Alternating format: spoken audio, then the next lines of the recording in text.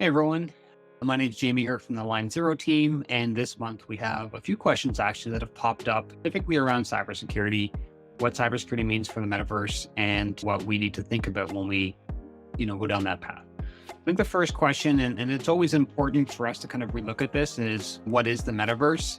And the reason we say it's important for us to relook at this is, A, the context through which we're looking at and they're having this conversation, which is cybersecurity.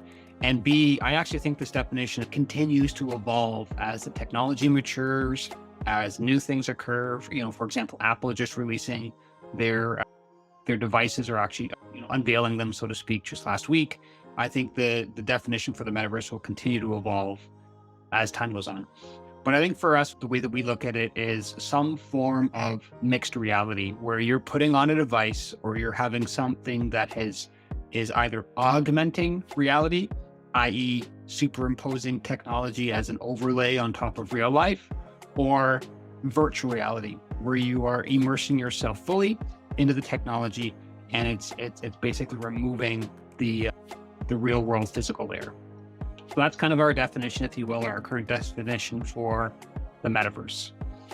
So what is the importance of cybersecurity in the corporate metaverse? I think there's a number of things to think about. And like right now, in normal cybersecurity, the number one concern continues to be identity and how someone's identity can be compromised or people's credentials can be used to get access to compromised information or gain access to systems. And I think in the metaverse that is just as prevalent, if not more, because there's a couple of other nuances to it. So we still have to contend with or think about identity from a person's perspective, and can the metaverse be used as an attack vector or for someone to gain access to your corporate credentials and therefore, by proxy through that get into the business. But the second piece might be around, things like identity theft, if you will, corporate identity theft. The way that deep fakes and other technology like that are progressing right now. And if you have an avatar, and especially as those avatars become more more realistic, the ability for technology to perhaps capture that essence and use it in some way to, from an identity theft perspective, or as a means to compromise your corporate environment, there is risk there. And so obviously we need to be thinking about that.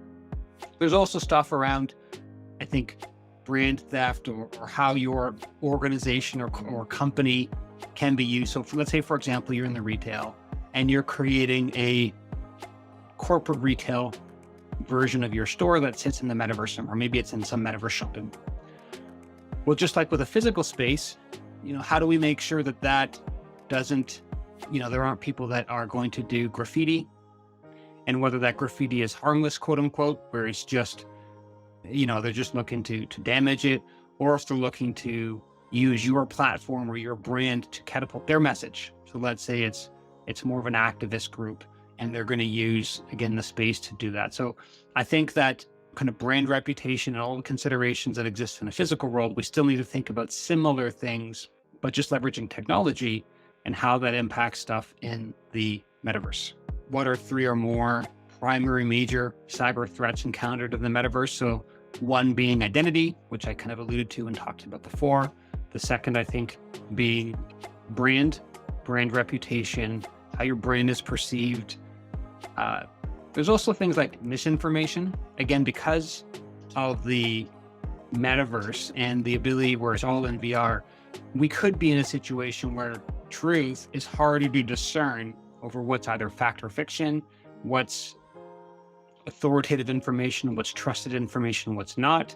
And so I do think we need to, be more attentive to what we are actioning. And just like where in the physical world, for example, if we're going to get into changing how an employee's pay is done, right? If an employee reaches out to finance and says, hey, here's my new banking information, can you forward my pay? We need similar types of safeguards in the metaverse, because you could perceive that, I am talking to, Sally or whomever, because I can see their avatar, I can hear their voice, therefore I'm going to trust that they are who they say they are. Well, we probably still need some checks and balances in place to make sure and validate information so that stuff isn't used in a way that it shouldn't be. So what are some recommended best practices for implementing cybersecurity in the metaverse. So I think it's still very early days. There's still a lot of things that are going to evolve over time.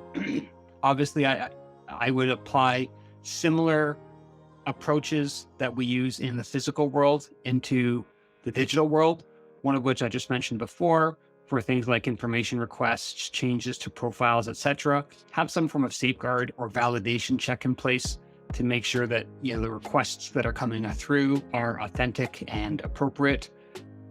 Make sure that you're following all of the best practices around protecting your corporate identity, and that a user logging into or authenticating into the metaverse, that can't be used as a proxy into the rest of your systems. And so it's kind of just following, I think, the standard security best practices that you do, and just be intentional in thinking through, if I were to do something here, how would I use, what would I feel risky? And do I feel comfortable that I've talked to my technology team around how to protect against some of those eventualities? Obviously, if you do have any questions, we'd love to have a chat with you, because every organization is different. Every risk is different. And so if there are some questions that you may have that we might be able to answer, please reach out, engage@linezero.com. Be happy to have a conversation.